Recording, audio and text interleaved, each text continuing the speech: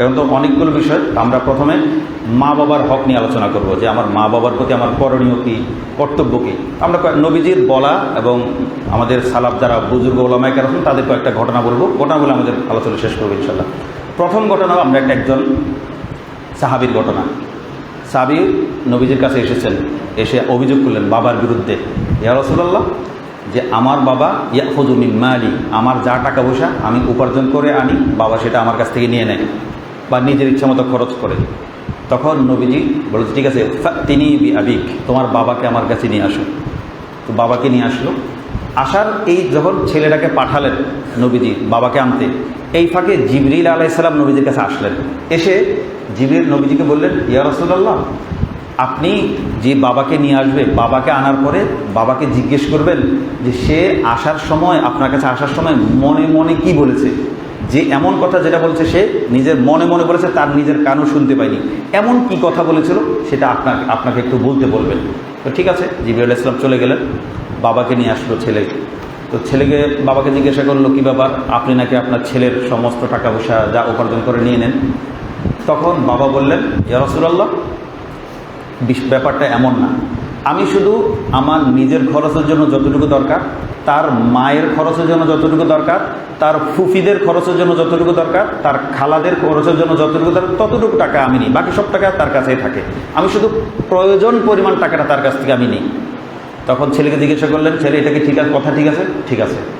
তো ঠিক আছে, তখন নবীজি বললেন, আচ্ছা ঠিক আছে, এই প্রসঙ্গ থাক, এখন আপনাকে আমি আরেকটা কথা জিজ্ঞাসা করি, আপনি আসার সময় আমার কাছে মনে মনে কি কথা বলেছিলেন সেটা একটু বলেন। তখন ওই সাহাবী বাবা তিনি অবাক হলেন। তিনি শুধু কথাটা মনে মনে বলেছেন, সেটা তো পৃথিবীর আর কারো জানার কথা না, কিন্তু আল্লাহ তাআলা তো কি আলিমুম বিযাতিস সুদূর, আল্লাহ তাআলা জিবরাইলের মাধ্যমে নবীজিকে বলে পাঠিয়েছেন যে এই মানুষটা কি বলেছে সেটা একটু জিজ্ঞাসা করেন। তখন বাবা বললেন, আপনার কাছে আসার পর আমার ঈমান আরও বৃদ্ধি পেয়েছে যে আপনি আল্লাহ রসুল যে সত্য রসুল, না হলে এই কথা আমি ছাড়া আর কারো জানার কথা না। তো ঠিক আছে, তখন বাবা বললেন, ইয়া রাসূল, আমি আসলে মনে মনে বলেছিলাম এই কথা যে আমার এই ছেলেকে আমি ছোটোবেলায় বড় করে তুলেছি, তার রাত জেগে তার সেবা যত্ন করেছি, সে যখন অসুস্থ হয়েছে আমি সারা রাত জেগে তার শিওরে তার মাথার কাছে বসেছি, এবং সে তার রোগটা যেন আরোগ্য দিয়ে আমাকে আল্লাহ তাআলা রোগ দেন এই জন্য আমি দোয়া করেছি, এবং সে যেন এই জীবনে আর কোনো কষ্ট না পায় সেজন্য আমি আল্লাহর কাছে দোয়া করেছি, সারা রাত জেগেছি, এভাবে রাতের পর রাত তার জন্য আমি রাত জেগে তার সেবা করেছি। এখন সেই ছেলে যার জন্য আমি সব কিছু ত্যাগ করেছি, তার জন্য আমার সমস্ত জীবন যৌবন যার জন্য আমি উৎসর্গ করে দিয়েছি, সেই ছেলে এখন আমার সাথে কী করে, ইয়াগিজ, আমার সাথে সে দুর্ব্যবহার করে, আমার সাথে সে কঠোর ব্যবহার করে, এবং আমাকে 2-4 টাকা দিয়ে সে আমার প্রতি অনুগ্রহ করছে, আমাকে খোঁটা দিচ্ছে, এমন মনোভাব পোষণ করে। তখন রসুল কী করলেন, তার রসুলের ভিতরে একটা জোশ আসলো, রসুল সাথে সাথে ছেলের আখাদা রসুল বিতালাবি ওয়ালাদি, ছেলের কলার ধরে ফেললেন, বুকে যে কলার আছে কলার রক্ত করে ধরলেন, বলে যে নবীজি তখন রাগের মধ্যে, ইমানি রাগের মধ্যে বললেন যে আনতা ওয়া মালুকা লি আবিক, তুমি, তোমার পুরো শরীর এবং তোমার সমস্ত সম্পদ তোমার বাবার, তোমার কিছু নেই, কারণ তুমি এটুকু এসেছো কার বদৌলতে, তোমার বাবার উসিলা, এটুকু বড় হয়েছো, শিক্ষা অর্জন করেছো, উপার্জন করেছো কার, এই তোমার বাবার কারণে। এখন তুমি বাবাকে ভুলে যাচ্ছ, বাবাকে তুমি টাকা পয়সা দিচ্ছ বলে অনুগ্রহ ফলাচ্ছ, এবং তুমি কী করছো, প্রফেসর, শিক্ষকতা করছো, তুমি সচিব, তুমি কানাডায় থাকো, কিন্তু মা কী করছে, নাকে 7 দিনে পচে মরে গেছে। তো হলো অবস্থা। তো তোমাকে কানাডা পাঠানোর ক্ষেত্রে শিক্ষা কে দিয়েছে? মা বাবা দিয়েছেন। তুমি যে সচিব হয়েছো, তোমাকে সচিব বানানোর পিছনে সমস্ত মেহনত কার? মা বাবার। তুমি একজন শিক্ষিকা, ঢাকার একটা অভিজাত স্কুলের শিক্ষিকা, তোমাকে শিক্ষিকার পিছনে হওয়ার পিছনে সমস্ত মেহনত কার? তোমার মা বাবার। সেই মা একাকী ঘরে 7 দিন না খেয়ে 7 দিন আগে মরে গেছে, খবর নেই, পচে গেছে শরীর। তো এই জন্য রাষ্ট্রেরও দায়িত্ব, ইসলামী শরিয়াতেরও দায়িত্ব, রাষ্ট্র তো সচিবকে কী করেছে, প্রয়োগ করেছে, তাকে চাকরি থেকে আপাতত সাময়িকভাবে বরখাস্ত করেছে, কিন্তু এটা তো সমাধান না। সমাধান হলো মা বাবা যাতে ছেলের উপার্জন থেকে নির্দিষ্ট পরিমাণ পায়, এটা নিশ্চিত করা রাষ্ট্রের দায়িত্ব।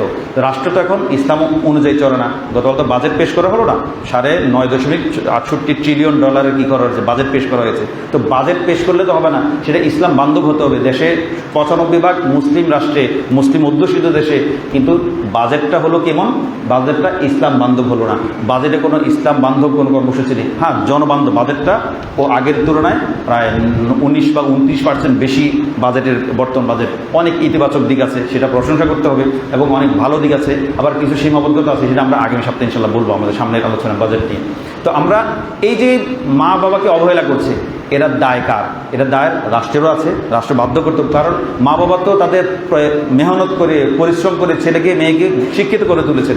সেই শিক্ষিত হওয়ার পর সেই ছেলে মেয়েগুলো যে মা বাবাকে ভুলে যায়, মা বাবাকে দূরে ঠেলে দেয়, মা বাবাকে গ্রামে ফেলে রাখে। গ্রামে ফেলে রাখা সমস্যা না, সমস্যা মা বাবার খোঁজ না রাখা। একটা মা 7 দিন আগে মরে গেছে, এবং 7 দিন আগে কতদিন না খেয়েছিলেন, এমন কিভাবে, এটা কিভাবে সম্ভব? 3টা ছেলে প্রতিষ্ঠিত, এটার কোনোভাবেই সম্ভব না। এটার কারণ কি? সুশিক্ষার অভাব, ধর্মীয় শিক্ষার অভাব, নৈতিকতার অভাব। তো কোন জায়গায় সমস্যাগুলো আমরা তুলে ধরবো? নিজে আমরা চেষ্টা করবো আমার পরিবারে আমার সন্তান যেন দুনিয়া করতে গিয়ে আমাকে ভুলে না যায়। আমি তাকে এত বেশি শিক্ষিত বানাবো না যে আমাকে ভুলে যায়, এত বেশি যোগ্য বানিয়ে ফেলবো না যে শেষমেশ আমাকে ভুলে থাকে, আমার কথা মনে থাকে না। আমি না খেয়ে ঘরে পচে মরে যাচ্ছি, সে কানাডাতে আরামে আছে, সে সচিব হয়ে সরকারি মাসে 3-4 2.5 লাখ 3 লাখ 4 লাখ টাকা তার পিছনে একজন সচিবের পিছনে ব্যয় করছে সরকার। এত আরাম এটা কোত্থেকে আসলো? মা বাবার মেহনতিতে আসলো। মেয়ে সরকারি স্কুলে বা ভালো স্কুলে চাকরি করছে, অনেক টাকা বেতন, মেয়েও কীভাবে সন্তান মাকে ভুলে থাকতে পারে? শিক্ষার অভাব, ইসলামী শিক্ষার অভাব, ইসলামী নৈতিকতার অভাব। যাক, আমরা আরেকটা ঘটনাতে যাই। নবীজি সাল্লাল্লাহু আলাইহি ওয়াসাল্লাম আরেকটা ঘটনা বলেছেন, সেটা হলো বনি ইসরাইলের যুগে একজন ব্যক্তি ছিল জুরাইজ। তিনি ঈসা আলাইহিস সালামের অনুসারী, খ্রিস্ট ধর্মের অনুসারী ছিলেন। তো জুরাইজ কি করলেন? তিনি আগে ব্যবসা বাণিজ্য করতেন। হঠাৎ করে তার হলো যে আমি ব্যবসা বাণিজ্য যা করার করেছি, এখন থেকে আল্লাহর ইবাদত বন্দেগী দিয়ে নিজের জীবনটা কাটাবো। তো ঠিক আছে, তিনি ব্যবসা বাণিজ্য ছেড়ে একটা বানালেন, গির্জা তখন আমাদের ইসলাম আসার আগে আর কি, খ্রিস্টানদের যে গির্জা ছিল, মঠ ছিল, সওমা, সেটা মঠ বানিয়ে সেখানে তিনি দিন রাত ইবাদত বন্দেগী করেন, নামাজ পড়েন, আল্লাহ জিকির করেন, ইনজিল তেলাওয়াত করেন, ইনজিলের শিক্ষা দেন, মানুষকে নৈতিকতার কথা বলেন, সারাদিন ইবাদত বন্দেগীতে থাকেন। তখন এই লোকটার, এই যাজকের একটা মা ছিল। মাও ছেলে আগে রুজি রোজগার করতো, এখন রুজি রোজগার করে না, সারাদিন ইবাদত বন্দেগী করে। মাও বৃদ্ধ হয়ে গেছেন। তো বৃদ্ধ মায়ের জন্য যুবক ছেলে তো প্রকৃত কি সাহারা হবে, অবলম্বন হবে। কিন্তু ছেলে কি করছে? সব কিছু ছেড়ে ঘরে ঢুকে গেছে, মঠে জিকির আজকার করছে।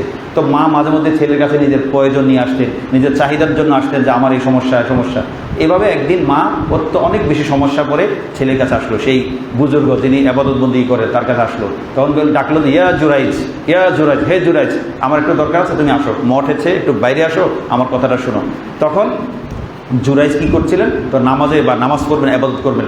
তখন জুরাইজ বলল, ইয়া রব্বি উম্মি ওয়া সলাতি, যে আমার মা, আমি কার ডাকে সাড়া দেবো? আমি আমার মায়ের ডাকে সাড়া দেবো, নাকি আমি এখন ইবাদত করবো, নামাজ যে পড়বো সেটা শুরু করবো? এটা চিন্তা করে বাবার মায়ের ডাকে সাড়া না দিয়ে জুরাইজ কী করলো? নামাজে দাঁড়িয়ে গেল।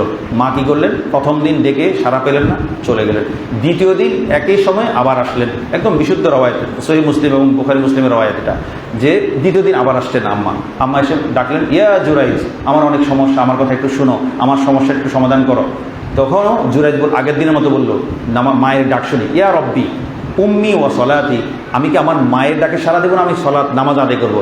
একথা চিন্তা করে সে কী করলো? মায়ের ডাকেছে, নামাজকে প্রাধান্য দিল, আবারও নামাজে দাঁড়ালো। তৃতীয় দিন একই ঘটনা আবার ঘটলো, মায়ের ডাকে সাড়া না দিয়ে নামাজে দাঁড়ালো।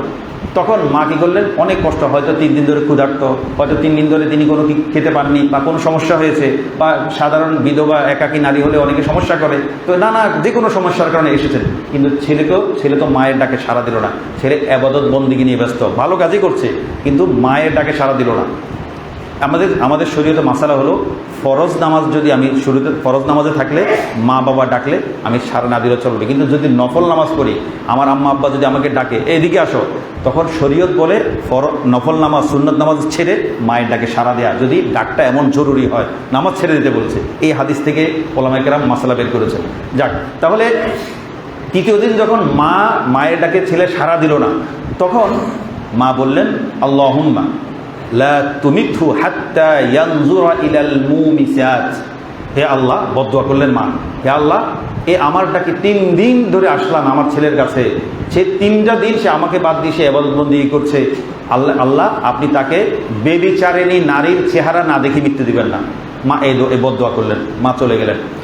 চলে যাওয়ার পর ছেলে তো ইবাদত বন্দেগী করছে। তখন তার এই এবাদত বন্দিগির কথা বনি ইসরাইল, তার যে গোত্রের লোক, তাদের সবার মধ্যে ছড়িয়ে পড়লো যে অনেক বড় বুজুর্গ, অনেক এবাদত বন্দিগি করে, অনেক ভালো কাজ করে, সারাদিন মসজিদে গিয়ে সিজদায় করে থাকে, এই বিষয়। তো এখন সবার প্রশংসা। তখন ইয়া হলো, সব দেশে তো খারাপ, কেউ ভালো কিছু করলে তার পিছনে মানুষ লেগে থাকে, এবাদত বন্দি করলেও তার পিছনে মানুষ লাগে। তখন একদল লোকগুলো তাকে কি করতে হবে, পরীক্ষা করতে হবে, তাকে বিভ্রান্ত করা যায় কিনা সেটা চেষ্টা করতে হবে। তখন এইভাবে যখন আলোচনা চলছে, এই যাজককে, এই সাধুকে কীভাবে বিভ্রান্ত করা যায়, আল্লাহর এবাদত থেকে দূরে সরানো যায়, এই আলোচনা ওই এলাকার একজন কি ছিল, বেবিচারিণী, তাকে প্রস্টিটিউট, পতিতা ছিল, সে শুনলো। সে তখন আগে এসে প্রস্তাব দিল বনী ইসরাইলের সেই ষড়যন্ত্রকারীদেরকে, তোমরা যদি বলো ইনশিতুম লাআফতিনান্নাহু লাকুম, যদি তোমরা চাও আমি তোমাদের পক্ষ হয়ে আমি তাকে, সেই যাজককে, সেই সাধুকে, সেই হুজুরকে কী করবো, বিভ্রান্ত করবো। যে আমাদের ফেনী ফুলগাছিতে একটা ঘটনা ঘটলো না, যে বড় ভাই আস্তাগফিরুল্লাহ বোনের সাথে দুষ্কর্ম করে, বোন কী হয়েছে, গর্ভবতী হয়ে পড়েছে, সেই দোষটা চাপিয়েছে হুজুরের উপরে। আমরা দেখা করে এসেছি গত 2 সপ্তাহ আগে, গিয়ে হুজুরকে দেখে এসেছি, যে কোর্টে কাছারিতে সব যে দেখা যায়, হ্যাঁ হুজুর, মেয়েও অভিযোগ করছে হুজুর আমার সাথে অন্যায় করেছে, এই কারণে এই সমস্যা। পরে হুজুর বললাম যে ঠিক আছে, ডিএনএ টেস্ট হোক। তো ডিএনএ টেস্টে প্রমাণ হলো যে হুজুরের সাথে ডিএনএ ম্যাচ করেনি। তাহলে কে, তখন তাহলে মেয়েকে জিজ্ঞাসা করা হলো, তখন এই স্বীকার করলো যে আমার বড় ভাই আমার সাথে এই দুষ্টামি করেছে, এই অনষ্ট কাজ করেছে। তো এই হলো অবস্থা। তো এই হুজুরের বিরুদ্ধে ওরা কাকে, একটা পতিতাকে লাগিয়ে দিয়েছে।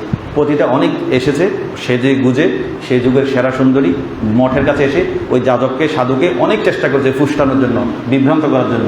তিনি আল্লাহ তাআলার রহমতে সেই যাজক কী করেনি, সেই মহিলার ডাকে, বেবিচারিণীর ডাকে সাড়া দেয়নি, বেবিচারিণী চলে গেল। তো সাধারণত এই ধরনের আহ্বানে যখন সাড়া দেয় না, মেয়েদের ভিতরে একটা কি আসে, আক্রোশ আসে, হিংসা আসে। ঠিক আছে, তুই আমার ডাকে সাড়া দিই না, তোকে আমি কীভাবে পেঁচে ফেলতে হয় আমি দেখব। তো মেয়েকে কী করলো, এই যাজকের যে মঠ ছিল, সেই মঠের পাশে একটা চালাঘর ছিল। তা আমাদের মসজিদের বিভিন্ন ঘর থাকে, চালাঘরে ওই এলাকার যে একজন রাখাল ছিল, সবার ওট মেষ চড়াতো, সেই রাখাল এসে রাতের বেলা এই মঠের পাশে দোচালা ঘরে থাকতো। তো মেয়েটা কী করলো, মেয়েরা যখন ষড়যন্ত্র করে, মেয়েরা তখন ভয়ঙ্কর হয়ে যায়। আল্লাহ তাআলা কোরআনে বলেছেন, ইন্না কাইদা কুন্না আযীম। এটা আল্লাহর কথা না, এটা আজিজে মিশরের যে শাসক ছিল তার কথা, যে তোমাদের নারীদের ষড়যন্ত্র ভয়ঙ্কর, ইন্না কাইদা কুন্না আযীম। আসলে নারীরা যখন কাউকে ফাঁসাতে চায়, কাউকে বিভ্রান্ত করতে চায়, কাউকে বিপদে ফেলতে চায়, তখন শয়তানেরও সাধ্য নেই তার চেয়ে আরও শক্ত কোনো কিছু করে, সে শয়তানের চেয়ে বড় হয়ে যায়। এই মেয়ে কী করলো, ঠিক আছে, যাজক আমার ডাকে সাড়া দিল না, আমি যেভাবে তাকে পেঁচে ফেলবো। কীভাবে ফেললো, ওই রাখালকে গিয়ে সে নানাভাবে ফুসলালো, যে অন্যায় কাজের জন্য, বেবিচারের জন্য। তো রাখাল কী করলো, এমন একটা সুন্দরী নারীর ফাঁদে পড়ে রাখাল তার ডাকে সাড়া দিল। তো হারাম কাজ হয়ে গেছে। হওয়ার পরে কিছুদিন পর মেয়েটা কী হলো, সেই নারী গর্ভবতী হলো, সেই বেবিচারিণী নারী গর্ভবতী হওয়ার পরে তার সন্তান ভূমিষ্ঠ হলো। ভূমিষ্ঠ হওয়ার পর সবাই জিজ্ঞাসা করলো যে তোমার এই সন্তানের পিতাকে। তখন বেবিচারিণী বললো, আমার এই সন্তানের পিতা হলো এই সাধু, এই যাজক, এই হুজুর।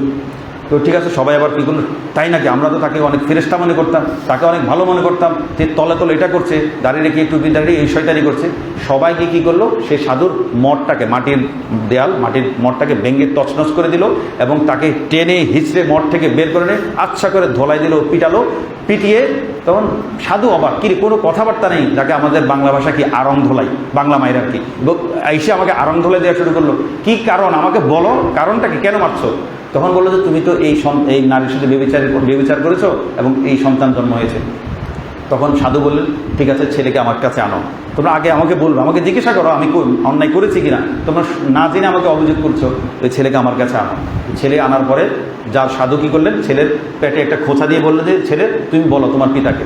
তখন ছেলে, আল্লাহ তাআলা সেই ছোট্ট শিশুর মুখ জবান চালু করে দিয়ে বললেন, ছেলে বললো যে আমার পিতা হলো এই রাখাল।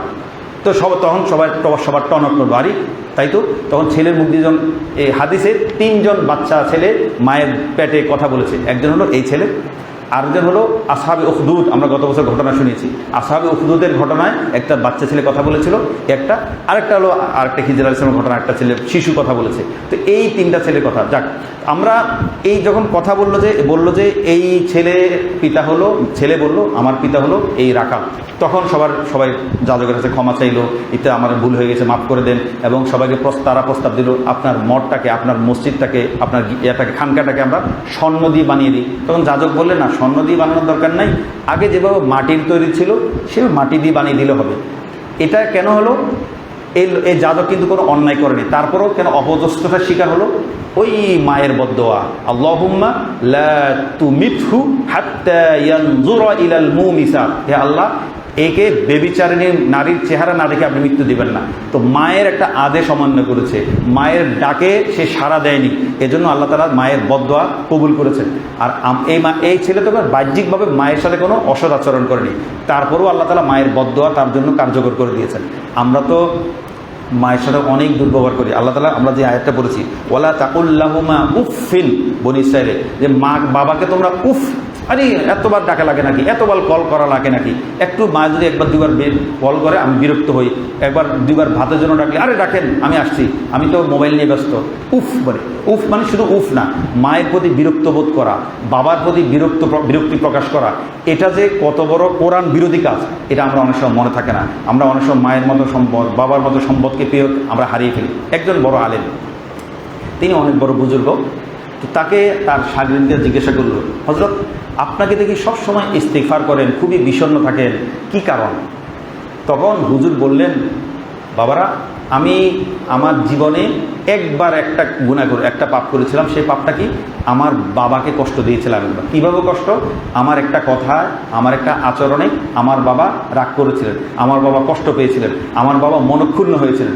এই যে আমার বাবা মাকে জীবনে আমি আমার বাবাকে জীবনে একবারই কষ্ট দিয়েছি, সেই কষ্টটা আমার বাবা তো এখন নাই, দুনিয়া থেকে চলে গেছেন। যখনই আমার মনে হয় তখন আমার মনটা বিষণ্ণ হয়, কেন বাবাকে কষ্ট দিলাম? তখন ছাত্রদের মনে একটা কৌতূহল থাকলো, হুজুর কীভাবে কষ্ট দিয়েছেন একটু বলেন, আমরাও জানি। তখন সে বললেন যে আমি যখন ছোট ছিলাম তখন আমাদের বাগানে খেজুর বাগান ছিল, আমি নিয়মিত সকালবেলা খেজুর পেড়ে আনতাম সবার নাস্তা খাবারের জন্য। তো একদিন সকালে আমি আমাদের খেজুর বাগান থেকে খেজুর পেড়ে আনছি, পেড়ে আনার সময় আমি বাবা বেরোচ্ছে বাজারে যাবে, আমি ঘরে ঢুকছি খেজুরের থলে বা খেজুরের ঝুড়ি নিয়ে। তো দেখলে বোঝা যাচ্ছে যে আমার হাতে খেজুরের ঝুড়ি, খেজুরের কাঁধি উপর থেকে দেখা যাচ্ছে, ঝুড়ি ফাঁক দিয়ে বোঝা যাচ্ছে ভিতরে খেজুর। তো আমি ঘরে ঢোকার সময় আব্বু আমাকে জিজ্ঞাসা করলেন, বাবা ইয়া বুনাই কী নিয়ে এসেছো, তোমার এই ঝুড়িতে কি আছে? তখন আমি একটু রাগের মাথা বললাম, দেখতে পাচ্ছেন না কি আছে, মানে খেজুরই তো, আপনি দেখতেই পাচ্ছেন খেজুর। বাবা কিছু বললেন না। এই কথা আমার জবাব শুনে বাবা চুপ করে বাজারে চলে গেলেন, কাজে গেলেন। একটু পরে আমার মনে হয়েছে এটা স্বাভাবিক ঘটনা, আমার কাছে ঘটনাটা মনে ছিল না, আমি ভুলে গেছি। একটু পরে বিকেলে বা রাতে আব্বু আসলেন, এসে আমাকে ডাকলেন, ডেকে আব্বু বললেন, বাবা আমি যে সকালে তোমাকে জিজ্ঞাসা করেছি যে তোমার ঝুড়িতে কি আছে, খেজুর আছে সেটা আমি জানতাম, তারপরও তোমাকে কেন জিজ্ঞাসা করেছি? এটা এই জন্য জিজ্ঞাসা করেছি যে আল্লাহ তাআলা মুসা আলাইহিস সালামকে ডেকেছেন তুর পাহাড়ে নিজের একান্ত সান্নিধ্যে। ডাকার পর মুসা আলাইহিস সালামের হাতে একটা কী ছিল? লাঠি ছিল। লাঠি আল্লাহ তো দেখছেন তার হাতে কি আছে, লাঠি আছে। আল্লাহ তো আলিমুম বিজাতি সুদূর, আগে পরে অন্তরে সব কিছু জানেন। তারপরও আল্লাহ তাআলা মুসাকে প্রশ্ন করলেন, ওমা তিলকা বিয়ামিনিকা ইয়া মুসা, মুসা আপনার হাতে এটা কি? তখন মুসা আলাইহিস সালাম বললেন, হিয়া আসয়া আতাওয়াক্কাউ, এটা আমার লাঠি, এটা দিয়ে আমি অনেক কাজ করি, মেষ চড়াই, গাছের পাতা পেরে পশুকে খাওয়াই, হেলান দিই, ঘুমাই, লাঠি দিয়ে নেকড়ে তাড়াই, নানা কাজ। মুসা দীর্ঘ আলাপ শুরু করলেন। তা আল্লাহ কেন প্রশ্ন করলেন যে ওমা তিলকা বিয়ামিনিকা ইয়া মুসা, মুসা আপনার হাতে এটা কি? আল্লাহ কি জানতেন না? অবশ্যই জানতেন। তো অনেক সময় আমরা কি করি, বাবা বললেন, বাবা ছেলেকে বললেন, আমি তোমাকে এটা জিজ্ঞাসা করেছি, তুমি সকালবেলা উঠে সবার জন্য খেজুর গাছ থেকে খেজুর পেড়ে আনছো, তোমার শরীর ঘামে ভিজা ভেজা ছিল, তোমার হাত লাল হয়ে গেছে, গাছে উঠেছো এবং অনেক হয়তো ভীমরুল বা পোকামাকড় কেটেছো, তোমার কামড় দিয়েছে, কষ্ট করে এসেছো, তোমাকে দেখে আমার খুব মায়া হলো, আমার খুব মহব্বত হয়েছে তোমাকে দেখে, তুমি এত কষ্ট করে আমাদের জন্য খেজুর এনেছো। তখন তোমার সাথে আমার একটু দুষ্টুমি করতে ইচ্ছে হয়েছে, তোমার সাথে আমার একটু কথা বলতে ইচ্ছে হয়েছিল, মহব্বতের তাগিদে তোমার প্রতি মহব্বত প্রকাশ করার জন্য আমি জিজ্ঞাসা করেছি তোমার হাতে এটা কি? ওমা তিলকা বিয়ামিনিকা ইয়া বুনাইয়া, হে আমার ছেলে তোমার হাতে এটা কি? এই জন্য আমি তোমাকে ডেকেছিলাম, কিন্তু তুমি বিরক্ত হলে। তো হুজুর বললেন, এই একটা বাবা যে আমার কথায় কষ্ট পেলেন, এই কষ্টটা আমি আজও ভুলতে পারিনি। আমি কেন বাবাকে বললাম যে সুন্দরভাবে উত্তর দিলাম না, আমি কেন বাঁকানো উত্তর দিলাম? তো আমরা প্রত্যেকে নিজেকে প্রশ্ন করি যে আমি যে আমার বাবা মাকে একটু বাঁকানো উত্তর দিই, একবার বেশি দুইবার ফোন করলে বিরক্ত হই, একবার বেশি দুইবার ডাকলে বিরক্ত হই, বা কোনো কথা বললে আমি ঝাড়ি দিয়ে উঠি, এটা আমার জীবন এমন হয়েছে কিনা? একজন মানুষ শুধু জীবনে একবার বাবাকে, তাও ছোটবেলায় শৈশবে বাবাকে একটু বাঁকা উত্তর দিয়েছিলেন, সেটার জন্য তিনি আজীবন অনুশোচনা করেছেন। এখন আমার কি অবস্থা? আরেকটা ঘটনা বলি। আমাদের ইসলামের শাসন ব্যবস্থা যে আমরা করি, নবীজি সাল্লাল্লাহু আলাইহি ওয়াসাল্লাম শাসন, এরপরে সাহাবায়ে কেরামের খোলাফায়ে রাশিদুন, এরপরে খেলাফতে বনু উমাইয়া, এরপরে খেলাফতে বনু আব্বাসিয়া। বনু আব্বাসি খেলাফার নবম খলিফা ছিলেন ওয়াসিক বিল্লাহ, নবম খলিফা। এই ওয়াসিক বিল্লাহ সম্পর্কে একটা ঘটনা প্রচলিত আছে। তিনি রাজধানী তো বাগদাদে ছিল, তবে শীতকালে গ্রীষ্মকালে মাঝে মধ্যে অবকাশ, এখন যেমন শীতকালে বিভিন্ন ইংরেজ আমলে কী ছিল, এই রাজধানী ছিল কলকাতা, কিন্তু যখন গরমকাল আসতো তারা রাজধানী কোথায় নিয়ে যেতেন, সিমলাতে নিয়ে যেতেন। সিমলা ওখানে রাজধানী, মানে গ্রীষ্মকালীন রাজধানী, মানে কাজকর্মের সুবিধার্থে। তখন বাগদাদ ছিল সবসময় রাজধানী, কিন্তু যখন গ্রীষ্মকাল আসতো, বাগদাদে যখন গরম বেশি পড়তো, রাজধানীটাকে নিয়ে যেতেন কোথায়, মসুল, ইরাকের যে মসুল শহর আছে সেই মসুলে, যেহেতু এক পাশে ফোরাত আর এক পাশে দজলা নদী, আবহাওয়াটা সারা বছর সুন্দর থাকতো, বসন্তকাল থাকতো। তো সেখানে ওয়াসিক বিল্লাহ রাজধানীকে সেখানে নিয়ে গেছেন। তো যাওয়ার গেলেন ছুটি, ওখানে অবকাশকে চাপন করে এসে বাগদাদে আসার পথে একটা মরুভূমি আছে, মরুভূমি পার হয়ে আসার সময় ওয়াসিক বিল্লাহর মেয়ে ছিল সাথে, মেয়ের একটা হার হারিয়ে গেছে। এখন হার হারিয়ে যাওয়ার পর মেয়েদের কাছে অলঙ্কার খুবই প্রিয়। আমাদের আম্মা জান আছে না, আয়েশা রাদিয়াল্লাহু তাআলা, তিনিও বনু মুস্তালিকের যুদ্ধ থেকে আসার সময় হার হারিয়ে ফেলেছিলেন না, হার হারিয়ে ফেলার কারণে তিনি পিছিয়ে পড়ে গেছেন। তো মেয়েরা যেমনই হোক তাদের কাছে অলঙ্কারটা খুব প্রিয় থাকে। তো আম্মা জানের হারটা স্বর্ণের ছিল না, এটা মাটির একটা হার ছিল, তাও আরেক আম্মা জান থেকে হাওলাত করে নিয়ে গেছেন। এই জন্য তিনি হারটা হারিয়ে যাওয়ার পর খোঁজার জন্য খুব ব্যস্ত ছিল। আমরা এটা পরে ইনশাআল্লাহ এক সময় বলবো। ইফকের ঘটনা আমরা এটা বলেছিলাম, এই ঘটনাটা। তো ওয়াসিক বিল্লাহ খলিফা, ওয়াসিক বিল্লাহর মেয়ের হার হারিয়ে গেছে। তো মেয়ে হার হারিয়ে যাওয়ার অত্যন্ত মূল্যবান হার, তিনি বাবাকে বলেন, বাবা আমার তো হারটা হারিয়ে গেছে, আমার এটা খুব দরকার, এটা আমার খুব প্রিয় হার, এটা যেভাবে আমাকে খুঁজে দেন। তখন এই মরুভূমির মধ্যে কোন জায়গায় কোথায় পড়েছে খুঁজে পাবেন কীভাবে? তো রাজা ওয়াসিক বিল্লাহ ঘোষণা দিলেন, যে ব্যক্তি আমার এই মেয়ের হারটা এনে দিতে পারবে তাকে অনেক পুরস্কার দিব, এবং সে যদি উপযুক্ত হয় তার কাছে আমার মেয়ের বিয়ে দিব, যেমনটা হয় আর কি, ঘটনা গল্পগুলো যেমন হয়। তখন সবাই এই ঘোষণার পরে পুরো বাগদাদের আশেপাশের লোকজন একদম রীতিমতো হুমড়ি খেয়ে পড়েছে মরুভূমিতে, একদম একটা একটা করে বালু খুঁজছে যে কোথায় হাটটা আছে। এমন সময় দামেস্কের একজন ব্যবসায়ী ছিলেন, দামেস্ক এটা তো বাগদাদ, সিরিয়ার, বর্তমান সিরিয়ার রাজধানী। দামেস্কের একজন ব্যবসায়ী ছিলেন, তিনি তার বন্ধু বান্ধবকে বলতেন যে ইনশাআল্লাহ আমি জীবনে যত ব্যবসা করেছি কখনো কোনো ব্যবসায় আমার লোকসান হয়নি, ইনশাআল্লাহ ভবিষ্যতে আমার ব্যবসার কোনো কী হবে না, লোকসান হবে না। এটা তিনি চ্যালেঞ্জ দিয়ে বলতেন। তো সবাই কেউ চ্যালেঞ্জ দিলে ভিতরে লাগে অহংকার, কিরে চ্যালেঞ্জ দিয়ে কি, ব্যবসা তো লাভ লোকসান আছে, এই লোক অতীতেও লোকসান করেনি, ভবিষ্যতে কোনো লোকসান হবে না, এটা কীভাবে হয়? তবে সবাই বললো যে ঠিক আছে, তবে একটা ব্যবসার কথা তোমাকে বলবো, তুমি যদি এই ব্যবসায় যদি লাভ করতে পারো তাহলে বুঝবে তোমার চ্যালেঞ্জ ঠিক আছে। কী ব্যবসা? তোমাকে বাগদাদে গিয়ে, ইরাকে গিয়ে খেজুর বিক্রি করে মুনাফা লাভ করতে হবে। কিংবা কারণ বাগদাদে হলো মরুভূমি এলাকা, ওখানে খেজুরের ফলন অনেক বেশি হয়, সেখানে খেজুর ব্যবসা করে, খেজুর বেচাই যায় না, ব্যবসা করবে কি? সুতরাং এখানে যদি ব্যবসা করে তুমি খেজুর ব্যবসা করে লাভ করতে পারো তাহলে তোমার চ্যালেঞ্জ ঠিক আছে বলে আমরা ধরে নেব। তো এই ব্যক্তি, এই দামেস্কের এই ব্যবসায়ী, খেজুর ব্যবসায়ী, তিনি চ্যালেঞ্জটা নিলেন। তো তিনি কী করলেন, বাগদাদে গেলেন, বাগদাদ হয়ে মসুলের দিকে যাচ্ছিলেন, খলিফা কোথায়, মসুলে। তো তিনি খবর নিয়ে ওদিকে যাচ্ছেন, সাথে কিছু কি নিলেন, খেজুর নিলেন, মানে পর্যাপ্ত পরিমাণ খেজুর নিলেন ব্যবসা করার জন্য। বাগদাদেরও সবাই অবাক, তুমি খেজুর কিনছো, এখান থেকে কারো খেজুর লাগে না, আমাদের যার ঘরে, প্রত্যেকের ঘরে 2-3টা করে খেজুর গাছ, সারা বছর খেজুর আমরা পাই, বিক্রি করার তো কোনো সুযোগ নেই। আচ্ছা ঠিক আছে, তারপরও লোকটা কী করলো, খেজুর নিয়ে গেল। যেতে যেতে যেখানে ওয়াসিক বিল্লাহ খলিফার মেয়ের হার হারিয়ে গেছে সেখানে সবাই খুঁজছে। যাওয়ার পর একজন ব্যবসায়ী বললো, যেখানে কি হচ্ছে, ওখানে রাজার মেয়ের, খলিফার মেয়ের হার হারিয়ে গেছে, আমরা সেটা খুঁজছি।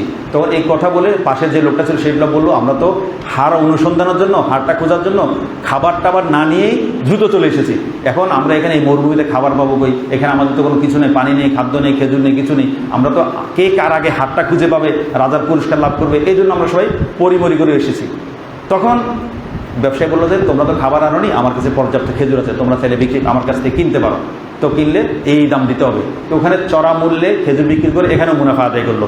তো এখন এই কথা লাভ করার পরে দামেস্কের ব্যবসায়ী বলল, ফুস্তু রব্বিল কাবা, আমি চ্যালেঞ্জে কী করে জিতে গেছি। আজকে যেটা অসম্ভব চ্যালেঞ্জ ছিল, যে বাগদাদে এসে, ইরাকে এসে খেজুর বিক্রি করে লাভ করা, এটা অসম্ভব, আমি আলহামদুলিল্লাহ এটাতে জিতে গেছি। এই ঘটনা মানুষের আর পাশে তো জানলো, তুমি কী জিতলে, চ্যালেঞ্জটা কি? তখন বললো যে এই অবস্থা। তখন এই ব্যক্তি খলিফাকে কি বললো যে এমন একজন ব্যক্তি এসেছে, যে ব্যক্তিটা কী করেছে, সে নাকি এমন একটা কঠিন ব্যবসা লাভ করে ফেলেছে। ওয়াসিক বিল্লাহ খলিফার কৌতূহল হলো, তাকে ডেকে আনার পর বললো যে কী অবস্থা, তুমি কী চ্যালেঞ্জে জিতেছো নাকি বলছো? তো আমাকে তোমার পুরো ঘটনাটা বলো।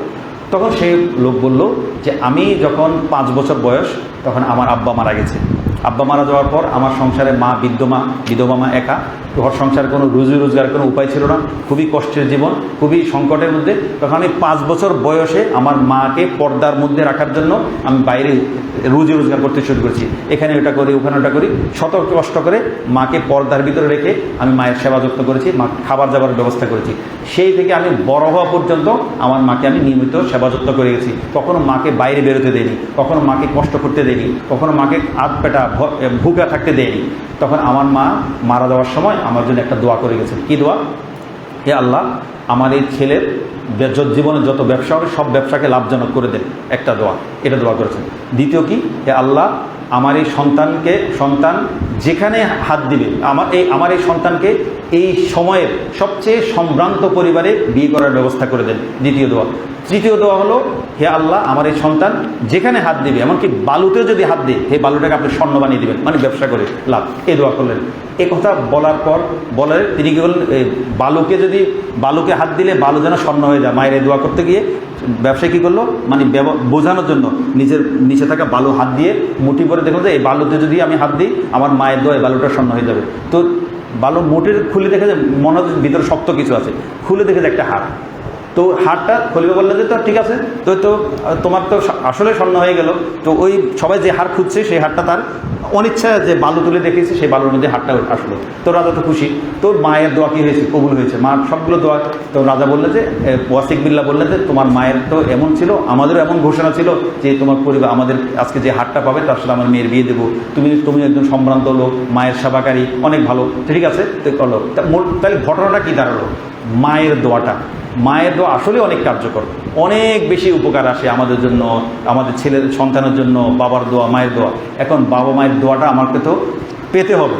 আমি যদি মায়ের সাথে যোগাযোগ না রাখি, এমন নিজেকে একটু প্রশ্ন করি, যাদের মা বাবা আজকে আমার সাথে নেই, আমাদের সাথে যার সাথে আমরা শহরে থাকি মা বাবার সাথে নেই, একটু প্রশ্ন করি তো নিজেকে, সর্বশেষ কবে মায়ের সাথে ফোনে কথা বলেছি? যাদের মা দূরে আছে, অথবা যাদের মা সাথে আছেন, সর্বশেষ একটু অন্তত মায়ের খুশি করার জন্য, সবাই তো করি, তারপর একটা প্রশ্ন করা আর কি, মাকে খুশি করার জন্য কবে মায়ের কাছে গিয়ে একটু বসেছি? মায়ের যেমনই বলো, মারা তো অনেক বয়স হয়ে গেলে অনেক গল্প করতে চায়, অনেক কথা বলতে চায়, কিন্তু কথা বলার মানুষ পায় না। পুত্রবধূর কাছে বলতে পারে না, নাতিরা তো এসে মোবাইল নিয়ে ব্যস্ত, আমিও কাজে কর্মে ব্যস্ত, সকালে বেরিয়ে যায়, রাতে আসি, মাকে সময় দিব কীভাবে? কখন হয়? গত 3-4 দিনে নিজেকে একটু প্রশ্ন করি, মায়ের কাছে কি আমি একটু বসেছিলাম? বা মা গ্রামে থাকেন, দূরে থাকেন, মাকে কি একটু ফোন করেছিলাম, মা কেমন আছেন, ভালো আছেন কিনা, আপনার কিছু লাগবে কিনা, বা মায়ের ওষুধটা ঠিকমতো আছে কিনা, ইত্যাদি খোঁজ দিয়েছিলাম কিনা, একটু নিজেকে প্রশ্ন করি। তো মায়ের দোয়াটা অনেক অনেক বেশি জরুরি আমাদের জন্য। আরেকটা আমরা ঘটনা বলি, বিখ্যাত ঘটনা, মুসলিম শরীফের হাদিসে আছে। ওয়াইস করনি, আমরা সবাই জানি ওয়াইস করনি, তিনি ইয়ামানের অধিবাসী ছিলেন। নবীজি সাল্লাল্লাহু আলাইহি সাল্লাম ইন্তেকালের সময় সাহাবায়ে কেরামকে, বিশেষ করে ওমর রাদিয়াল্লাহু তাআলাকে বলে গেছেন, ইয়া ওমর, হে সাহাবীরা, তোমরা মনে রেখো ইয়ামান থেকে একটা হজ কাফেলা আসবে। একদম বিশুদ্ধ রাওয়ায়াত মুসলিম শরীফের।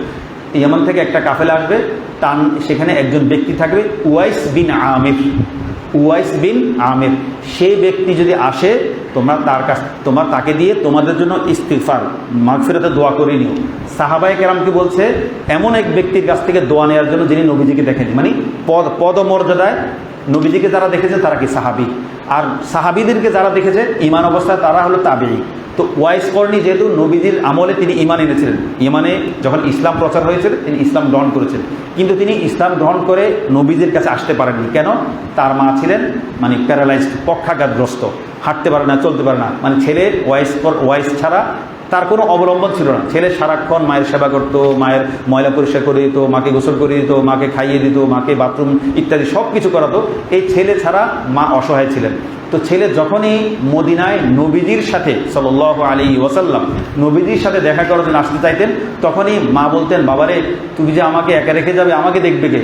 ছেলের মনেও চিন্তা আসতো, আহা আমার মাটাকে যে আমি রেখে যাই, হোক না নবীজির সাথে দেখা করে সাহাবী হব, কিন্তু এত বড় মর্যাদা অর্জন করতে গিয়ে আমার মাকে যদি আমি কষ্ট দিই, এটা কেমন হয়? তো মাও ছেলেকে ছাড়তে চাচ্ছিলেন না, ছেলেও মাকে ছেড়ে আসতে পারছিলেন না।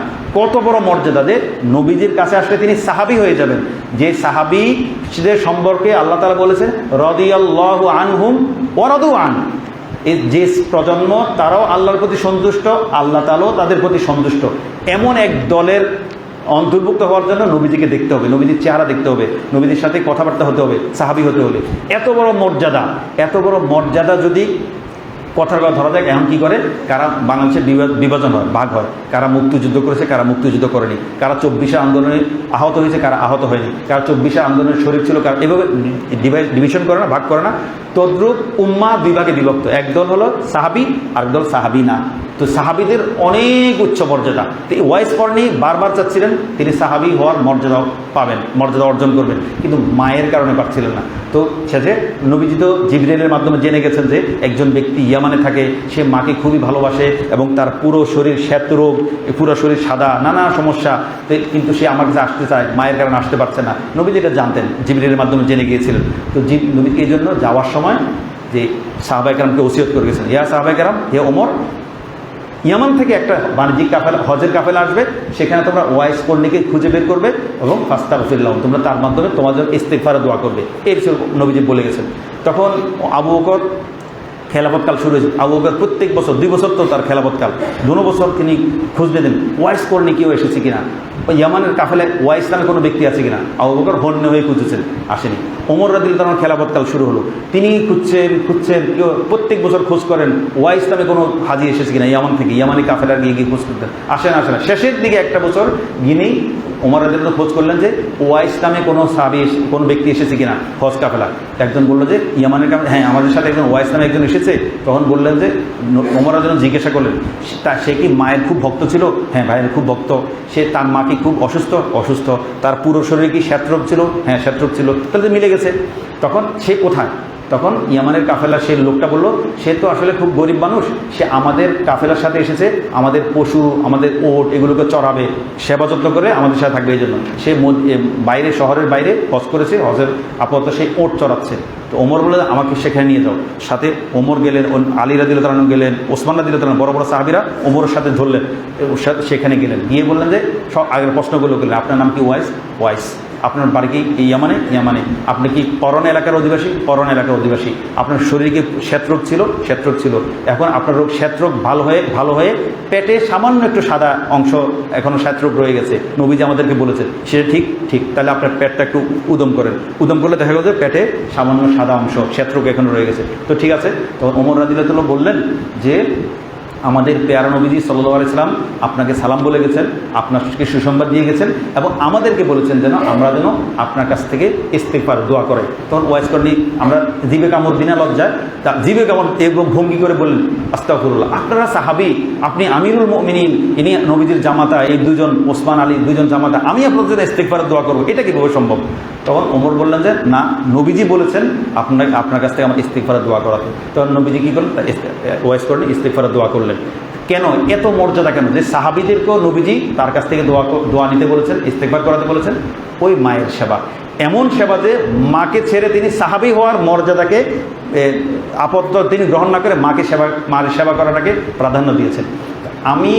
আমরা প্রত্যেকে, আমি আমার মায়ের সাথে সম্পর্ক কেমন? এখন আবার আরেকটা প্রশ্ন আসে, আমাদের তো অনেকের মা বাবা মারা গেছে, এটা কি করব? তখন নবীজির একটা হাদিস আছে, অনেকগুলো হাদিস আছে। এক সাহাবী নবীজির কাছে আসলো, ইয়া রাসূলুল্লাহ, আমি জিহাদে যেতে চাই। তো তাকে বললেন যে কি, তুমি জিহাদে যেতে চাও? তোমার ঘরে কি মা বাবা আছে? তুমি তাদের সেবা করো, সেটা তাদের সেবার মধ্যে তোমার জিহাদ। এটা একটা গেল। আরেক সাহাবী আসলেন, ইয়া রাসূলুল্লাহ, আমি তো আপনার কাছে এসেছি জিহাদ এবং বায়াত করব, কি করতে পারি? তখন বললো, তুমি তোমার মায়ের সেবা করো। তখন নবীজি সাহাবী বলল, আমার মা তো নেই, মা মারা গেছেন, বাবা নেই। তাহলে তোমার নবীজি বললেন, তোমার খালা আছে? তোমার খালার সেবা করো। এটা হলো আরেকটা ঘটনা। ইবনে ওমর, আমাদের দ্বিতীয় খলিফা ওমর রাদিয়াল্লাহু তাআলার ছেলে, তিনি হজে গেছেন। হজে একদম হৃষ্টপুষ্ট একটা ওট নিয়ে গেছেন, সুন্দর একটা পাগড়ি পরে গেছেন। হঠাৎ তিনি যখন তাওয়াফে যাচ্ছেন, হজ করতে যাচ্ছেন, পাশ দিয়ে একটা বেদুইন যাচ্ছে, খালি পায়ে কষ্ট করে হাঁটছে, হজ করতে এসেছে। ইবনে ওমর সাথে সাথে নিজের বাহন থেকে নেমে ওই বেদুইনকে ডাকলেন, ডেকে বললেন, এদিকে আসো। তাকে বেদুইনটাকে কী করলেন, তার ওটটা, বহুমূল্য ওটটা দিয়ে দিলেন, নিজের মাথার পাগড়ি খুলে ওই বেদুইনকে পরিয়ে দিলেন। তো ঠিক আছে, তুমি এই দুইটা তোমার, তুমি নিয়ে যাও। তো ইবনে ওমর তো তিনি আলেম ছিলেন, তিনি অনেক তার ছাত্র শিষ্য তার সাথে থাকতো। ছাত্র প্রশ্ন করলো, ইবনে ওমর, আব্দুল্লাহ ইবনে ওমর, আপনি তাকে এই অপরিচিত লোকটাকে এগুলো কেন দিলেন? তখন আব্দুল ইবনে উমর বললেন যে এই বেদুইনটার সাথে আমার আব্বার সম্পর্ক ভালো ছিল। ওমর, আমার আব্বার সম্পর্ক ভালো ছিল। তো আমি নবীজিকে বলতে শুনেছি, ইন্না মিন আবাররিল বাররি সিলাতুল ওয়ালাদিল ওয়ালাদি ফি বুদ্দি আবিহি, যে সবচেয়ে শ্রেষ্ঠতম অন্যতম শ্রেষ্ঠ একটা কি পিতামাতার প্রতি সদাচার হলো বাবা মারা যাওয়ার পরে বাবার বন্ধু বান্ধবের প্রতি, বাবার আত্মীয় স্বজনের প্রতি সদাচার করা। তো আমাদের যাদের বাবা মা বেঁচে নেই, আল্লাহ তাআলা জান্নাতবাসী করেছেন, তাদের সামনেও সুযোগ আছে আমার বাবার বন্ধু বান্ধবের খোঁজ খবর করব। নবীজি কি করতেন? নবীজি স্ত্রী আম্মাজান খাদিজা রাদিয়াল্লাহু আনহা মারা গেছেন অনেক আগে, মদিনে আসার পরও আম্মাজান খাদিজা যারা বান্ধবী ছিলেন, সমবয়সী ছিলেন, কোনো বাড়িতে ভালাপুরা রান্না হলে গোস্ত আসলে নবীজি বলতেন এটা খাদিজার ওই বান্ধবীকে দিয়ে আসো। নবীজি স্ত্রীর বান্ধবীদেরকেও ভুলেননি, তাদেরকে সবসময় মনে করতেন। আমরা যারা আমাদের মা বাবা যাদের নেই, যাদের মা বাবা মারা গেছে, আমরা খুঁজে খুঁজে বাবার সমবয়সীদেরকে খুঁজে বের করব, বাবার বন্ধু বান্ধবদের বের করব, আমার ফুফিরা বেঁচে ফুফি বেঁচে থাকলে ফুফিদেরকে খুঁজে বের করব, চাচা চাচাদের সাথে যোগাযোগ রাখবো। কেন? এটা করলে আল্লাহ তাআলা বাবার আমলের মধ্যে কী দিবেন? বাবার আমল নামে সব দিবেন। তো আমাদের সময় শেষ হয়ে গেছে। আমরা শেষে একটা কথাই বলবো যে আমরা দুইটা কথা শেষ করি। এক নম্বর হলো আমাদের সামনে এখন একটা বিশাল একটা মৌসুম আসছে, বিশ্বকাপ খেলার মৌসুম। আমরা 1 মিনিটে শেষ করব। এই সময় আমরা যেন আমাদের সময়টা যেন এমন কাজে ব্যয় না করি লাহওয়াল হাদিস, যেটা দুনিয়াতে কোনো লাভ নেই, আখিরাতে কোনো লাভ নেই। আমি ইসলামের নবীদের যে হাজার হাজার হাদিস আছে, সমস্ত হাদিসকে যদি আমরা 3টা বা 4টা হাদিসকে বলে যে এই হাদিসগুলো আমাকে 3টা হাদিস বলেন, যে 3টা হাদিসকে আমি জীবন গঠন করবো, তার মধ্যে একটা হাদিস হলো মিন হুসনি ইসলামিল মারই তরকুহু মা লা ইয়ানি। ইসলামের একজন মুসলমানের সবচেয়ে শ্রেষ্ঠ সৌন্দর্য হলো অপ্রয়োজনীয় বিষয়টাকে পরিহার করা। আমি রাত জেগে, এখন মেক্সিকোতে হবে, আমেরিকা হবে, কানাডা হবে, আমাদের সাথে সম্পূর্ণ অপোজিট। আমাদের এখানে দিন হলে সেখানে রাত। তো ওখানে খেলা হবে একটা রাত 1টা 2টা, তার মানে যারা রাত জেগে খেলা দেখবে তার অবধারিতভাবে দিনের বেলা ঘুমাবে, কর্মঘণ্টা নষ্ট হয়ে যাবে। আমরা অপ্রয়োজনীয় কাজ থেকে বিরত থাকার চেষ্টা করব, কারণ এমন কাজে সময় ব্যয় করবো না যে সময়টা আমার দুনিয়াতে কোনো লাভ নেই, আখিরাতে লাভ নেই। আল্লাহ তাআলা আমাদেরকে মা বাবার প্রতি সদাচারী হওয়ার তৌফিক দান করুন, আমিন। মা বাবার সাথে সুন্দর আচরণ করার তৌফিক দান করুন, আমিন। মা বাবা যদি বেঁচে না থাকে তাদের বন্ধু বান্ধব, তাদের আত্মীয় স্বজন, ফুফি চাচাদেরা, তাদের সাথে সুন্দর সম্পর্ক রাখার তৌফিক দান করুন, আমিন। ওয়া আখিরু দাওয়ানা আলহামদুলিল্লাহি রাব্বিল আলামিন।